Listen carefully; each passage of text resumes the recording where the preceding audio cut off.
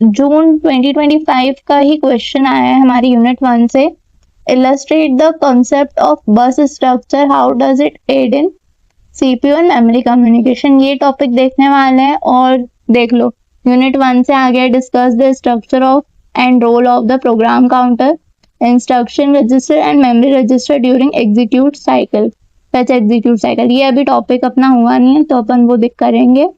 और control word की जो मैंने वीडियो बनाई है वो अगर तुमने देख ली तो तुम्हारे 7 नंबर का कंप्लीट हो जाएगा। ठीक है, तो चलो अभी फिलहाल तो अपन ये वाला देखते हैं अपना बस स्ट्रक्चर का answer. Bus structure and its role in CPU memory communication. तो बस स्ट्रक्चर अपना एक अलग टॉपिक है और उसमें उन्होंने ये भी पूछ लिया कि सीपीयू मेमोरी कम्युनिकेशन में ये क्या काम कर रहा है, ये भी बता दो। सबसे पहले एक बात समझो, मेमोरी का एड्रेस 500 का डेटा चाहिए, सीपीयू ने ऐसा बोला। तो अब क्वेश्चन आएगा ये मैसेज मेमोरी तक जाएगा कैसे। इसके लिए बस स्ट्रक्चर यूज होता है। तो बस बेसिकली कम्युनिकेशन सिस्टम होता है between CPU memory and IO. Simple words में क्या बोलूं, कंप्यूटर की रोड या हाईवे। मुझे अपने घर से मेरे फ्रेंड के घर जाना है तो मैं एक रास्ते से जाऊंगी तो वही मेरा बस हो जाएगा। बढ़िया, बस स्ट्रक्चर की पूरी थोड़ी थ्योरी लिखे कि बस structure is a system of communication pathways जिसमें हम लोग डेटा ट्रांसफर करते हैं, एड्रेस और कंट्रोल सिग्नल ट्रांसफर करते हैं। कौन किसके बीच में होता है, सीपीयू मेमोरी और आईओ डिवाइसेस के। और ये एक कम्युनिकेशन मीडियम शेयर करते हैं, मतलब सब प्रॉपर ऑर्डर में कम्युनिकेट करते हैं, रैंडमली नहीं होता है। सीपीयू बोले मेमोरी एड्रेस 500 का डेटा भेजो तो मेमोरी समझे और फिर काम करे। तो जो बस स्ट्रक्चर है वो सिंप्लीफाई करता है कंप्यूटर ऑर्गेनाइजेशन को by providing a common pathway instead of separate point two point connections. ये लाइन एग्जाम में फेवरेट है। क्यों सिंप्लीफाई करती है ये, क्योंकि हर कंपोनेंट को हर कंपोनेंट से डायरेक्ट वायर नहीं लगानी पड़ती। इमेजिन करो अगर बस सिस्टम नहीं हुआ तो क्या होगा कि सीपीयू को मेमोरी से कनेक्ट करो, सीपीयू को कीबोर्ड से भी कनेक्ट करो, सीपीयू को प्रिंटर से भी कनेक्ट करो, सीपीयू को मॉनिटर से भी कनेक्ट करो। बहुत मैसी हो गया, वायर्स बहुत ज्यादा लगे। बट बस में क्या होगा कि सब एक कॉमन रोड यूज करते हैं, इजी पॉइंट टू पॉइंट। हर डिवाइस की सेपरेट वायर होती है सेम। और ये लोग सब लोग लाइक डायग्राम में बता देती हूँ, अभी रफ देख लो। जैसे कि अगर ये मेरा सीपीयू है तो सीपीयू कैसे कनेक्ट होगा इस बस, ये जो बस है यही ये मेरा, और यहाँ पे मेमोरी आ जाएगा और यहाँ पे आईओ आ जाएगा। ठीक है, तो वो एक ही बस से काम होता था अपना। अगर मैं ऐसा करती कि इसको फिर पहले इससे भी कनेक्ट करा, इसको पहले इससे भी कनेक्ट करा, और भी डिवाइसेस आ जाएंगे तो सबको क्या सीपीयू से कनेक्ट करती बैठूंगी कि नहीं। तो ये काम इजी हो जाएगा। फिर अपन बस स्ट्रक्चर का प्रॉपर डायग्राम भी देखेंगे, अभी तो ये बस तुम्हारे समझाने के लिए था। अब अपन देखते हैं components of bus structure. Address bus क्या होता है, नाम से समझ में आ रहा है कि ठीक है एड्रेस बस मतलब वो एड्रेस ट्रांसफर करता होगा। Carries the address of memory location that the CPU wants to access, मतलब सीपीयू को मेमोरी में एग्जैक्ट जगह बतानी पड़ती है। जैसे एग्जांपल कि तुम फ्रेंड के घर जाओगे तो एड्रेस चाहिए ना, ऐसे कोई भी घर में तो नहीं चले जाओगे, वैसे ही सीपीयू को बोलना पड़ता है कि सुनो तुम्हें मेमोरी लोकेशन 500 पे जाना है। तो ये जो एड्रेस है वो सीपीयू के पास कैसे जाता है, एड्रेस बस लेके जाता है, मतलब एड्रेस बस के थ्रू जाता है। मतलब अगर मेरे सीपीयू को 100H एक्सेस करना है, ठीक है, तो सीपीयू सबसे पहले क्या करेगा, एड्रेस बस पे जाएगा और फिर मेमोरी में जाएगा, और फिर एड्रेस बस ही 100H वाला डेटा एड्रेस पे मेमोरी में जाएगा, और फिर मेमोरी को बोलेगा कि यार 100H पे जो भी डेटा है ना वो दे दे मुझे। इस तरह से काम होगा इसका। ये जो है ना ये वन वे होता है। क्यों होता है ये वन वे, क्योंकि सीपीयू सिर्फ एड्रेस भेज रहा है, मेमोरी सीपीयू को कोई एड्रेस नहीं भेजती है। ठीक है, इसलिए इसे यूनिडायरेक्शनल बोलते हैं, एक साइड ट्रैफिक रहता है बस। अब इसके इम्पोर्टेंस क्या है, determines the maximum memory capacity. ये लाइन डिफिकल्ट लगती है, इसको इजीली समझते हैं अपन। मान लो एड्रेस जो है वो मेरा 4 बिट का है 4 बिट का एड्रेस है, जैसे 4 बिट का एड्रेस है तो या तो वो 000 होगा या तो वो 0001 होगा, ऐसे वो अपना 01 इतना होगा, ठीक है। तो अब या तो वो फिर 1111 भी हो सकता है। तो जब तुम इसका टोटल करोगे तो याद है हम लोग क्या करते थे, 2 to the power n, bit कितना है मेरा 4 बिट का है, तो 2 की पावर 4 कर देते थे तो मेरा 16 हो जाता था। तो मतलब कि ये जो है मेरा 16 मेमोरी लोकेशन एक्सेस तुम कर सकते हो, है ना। n bit address bus addressable memory इतना। अब अगर मेरा n 8 है तो तुम कितनी मेमोरी एक्सेस करोगे, 2 की पावर 8। 2 की पावर 8 कितना होता है, बहुत ज्यादा, 256 होता है ना। तो ये इसका फॉर्मूला होता है जो कि आपको एग्जाम में ये लिख कर आना ही है, नंबर ऑफ बिट एड्रेस और फिर एड्रेस मेमोरी, इस तरह से अपन कैलकुलेट करते हैं। हमारे डेटा बस पे मैंने तुम्हें याद है पहले बोला था कि जो सीपीयू है वो फिर एड्रेस भेजता है, वो एड्रेस मेमोरी में जाता है, पर मैंने ये बोला फिर वापस सीपीयू के पास कैसे आता है, नहीं।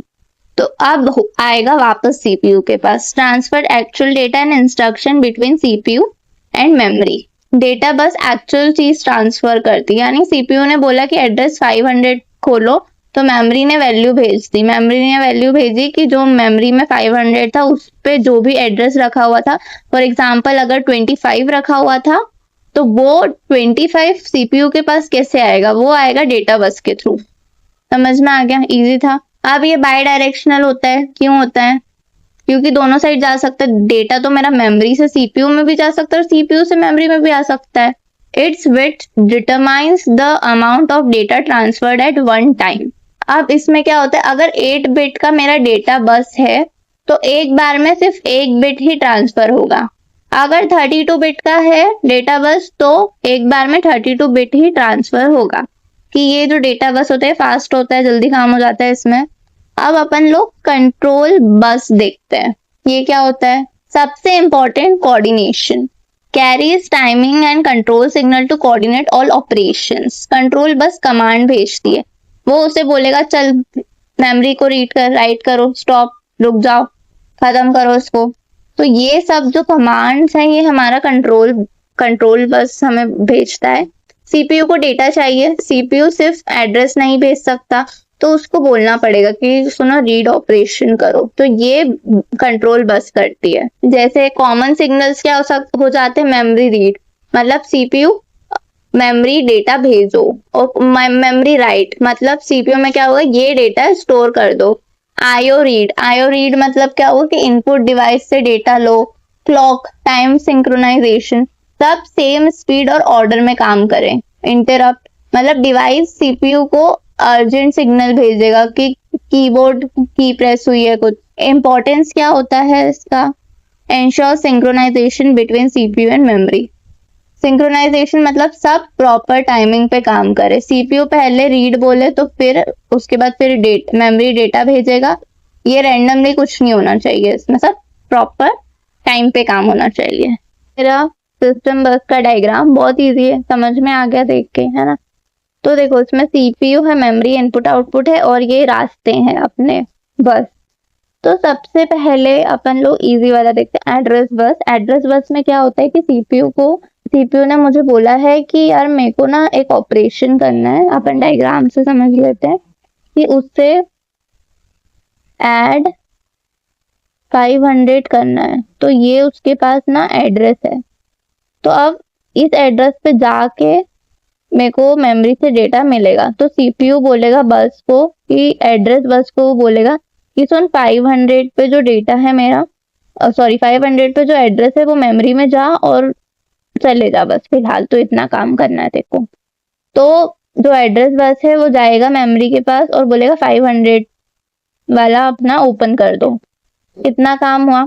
एड्रेस बस और क्या कर सकता है कि क्योंकि सीपीयू बॉस है तो हमेशा सीपीयू आएगा एड्रेस बस के पास काम देने के लिए। वो बोलेगा इनपुट आउटपुट को कि चलो कीबोर्ड पे प्रेस करो कुछ, तो ये सब चीजें अपना एड्रेस बस से होगा, एड्रेस बस जाएगा। तो एड्रेस बस हमेशा एक ही डायरेक्शन में चलता है, ये समझ में आया तुम्हें।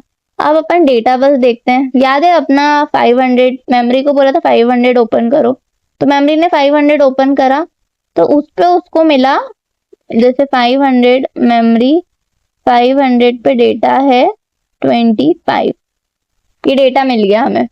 तो अब ये डेटा वापस सीपीयू को चाहिए, तो अब क्या होगा, 25 जो है वो मेरा डेटा बस से सीपीयू के पास जाएगा, फिर सीपीयू को जो भी काम करना है वो सीपीयू अपना कर लेगा। तो ये समझ में आया कि क्या हुआ डेटा वाले में, क्योंकि अभी याद है अब सीपीयू ने इसको एड्रेस वाले को बोला था कि प्रिंटर ऑन करो, तो यहाँ से आउटपुट अपने को मिल जाएगा कि हाँ भाई प्रिंटर ऑन हो गया, सिग्नल मिल जाएगा, समझ में आया। तो इस तरह से अपना डेटा बस काम करता है और ये दोनों डायरेक्शन में होता है, सीपीयू को ये डेटा भेज सकता है और ले भी सकता है। तो ये बहुत इजी था। अब कंट्रोल बस क्या होता है ये समझो। हाँ, कंट्रोल बस भी अपना 2 वे होता है। तो कंट्रोल बस में हम लोग करते क्या है, जो कंट्रोल बस का काम होता है ना वो हमें सिग्नल और कमांड भेजता है। सीपीयू बोलेगा कि डेटा रीड करो तो उसका सिग्नल मिलेगा, डेटा राइट करो तो डिवाइस भी सिग्नल, और जो आईओ डिवाइसेस है ये भी अपने सिग्नल भेज सकते हैं। जैसे कि कीबोर्ड पे की प्रेस हुई है, कीबोर्ड सीपीयू को बोलता है अटेंशन, इनपुट आया है, तो ये होते हैं। अब इंटरप्ट सिग्नल्स क्या होते हैं कि जो आईओ है वो सीपीयू को बोल रहा है, तो इसीलिए जो कंट्रोल बस है वो भी 2 वे होता है। तो ये तो मैं समझ में आ गया डायग्राम, ये डायग्राम बना के आना है। अब अपन आगे देखते हैं। अब हम लोग एडवांटेजेस देखते हैं बस स्ट्रक्चर के। Reduce hardware complexity, common communication lines use हो रही हैं तो इसमें वायर्स भी कम हो रहे हैं, सिस्टम भी मेरा सिंपल है। Faster communication, provides organized and efficient data transfer, organize transfer मिल रहा है हमें। मॉड्यूलरिटी, न्यू डिवाइस जो है वो इजीली कनेक्ट हो सकते हैं अपने बस से। Cost effective, require fewer wires and hardware components, कम हार्डवेयर लग रहे इसलिए चीप है। Standardised communication, all components communicate using common protocols, सब रूल्स फॉलो करते हैं।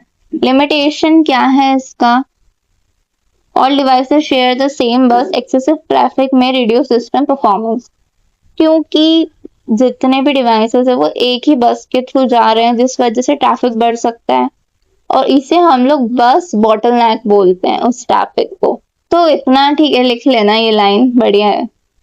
अब नेक्स्ट है अपना बस का conclusion. The bus structure forms the backbone of computer communication bye connecting CPU, memory and IO devices through a common pathway.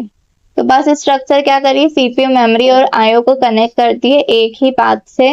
Address bus क्या करती है, हमें लोकेशन बताती है। डेटा बस ट्रांसफर करती है डेटा को, एक्चुअल डेटा ले जाती है। कंट्रोल बस कमांड्स देती है हमें। तो इससे क्या होगा कि हमारा एफिशिएंट मेमोरी सीपीयू का कम्युनिकेशन होगा, एफिशिएंटली काम हो जाएगा सब। अब अपन नेक्स्ट टॉपिक देखते हैं। तो अब हम लोग देखते हैं next, how bus structure aid CPU memory communication. मतलब कि ये एग्जामिनर का फेवरेट है, ये भी लिख लेना बढ़िया। सबसे पहले क्या होता है, the bus structure enable communication CPU and memory through following sequence. अब किस सीक्वेंस में सीपीयू और मेमोरी का कम्युनिकेशन होता है बस स्ट्रक्चर के थ्रू। तो सबसे स्टेप 1 होता है अपना एड्रेस ट्रांसमिशन।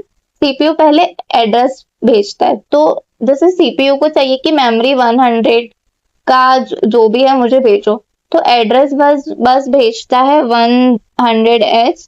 मेमोरी समझती है कि अच्छा लोकेशन 100H मेरे को खोलना है, और फिर उसने निकाल लिया कि हाँ 100H का डेटा मतलब मैंने फाइल ओपन कर ली है।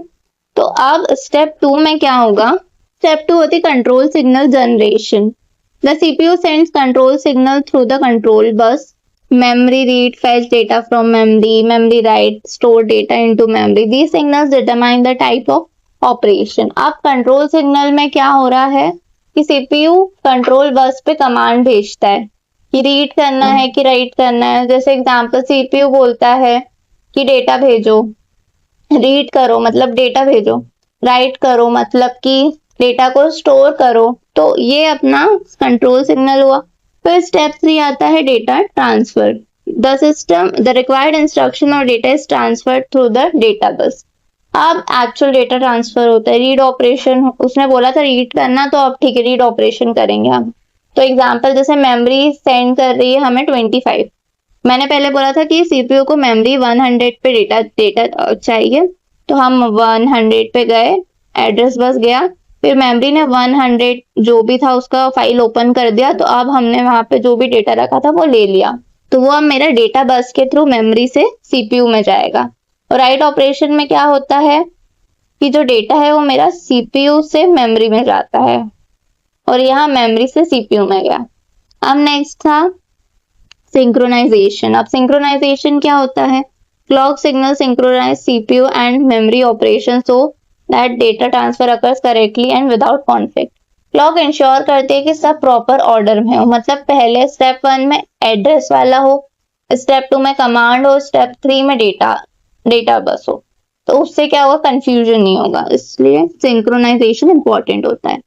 बस एब्रिकेशन, अब ये क्या होता है, ये थोड़ा टेक्निकल है। इमेजिन करो कि कीबोर्ड भी बस यूज करना चाहता है, मेमोरी भी यूज करना चाहती, प्रिंटर भी, तो कॉन्फ्लिक्ट हो सकता है। तो कंट्रोल लॉजिक डिसाइड करती है कि एक टाइम पे एक ही डिवाइस बस यूज करेगी। बस कंटेंशन मतलब अगर सब एक साथ यूज करेंगे तो क्या होगा, ट्रैफिक जैम हो जाएगा, डेटा करप्ट हो जाएगा। तो ये समझ में आया। तो बस एब्रिट्रेशन क्या करता है, ये डिसाइड करता है कि, तो कंट्रोल लॉजिक अपने डिसाइड करती है कि एक ही टाइम पे एक ही बस यूज करेगी। तो जहां पे मेंशन हो वहां पे भी लिखना, नहीं हो तो भी तुम तो बस स्ट्रक्चर में लिख कर आना, बहुत अच्छा लगेगा, फुल नंबर मिलेंगे, 7 में से 7 मिल जाएंगे। ठीक है, तो आई होप तुम्हें समझ में आ गया होगा। Thank you so much.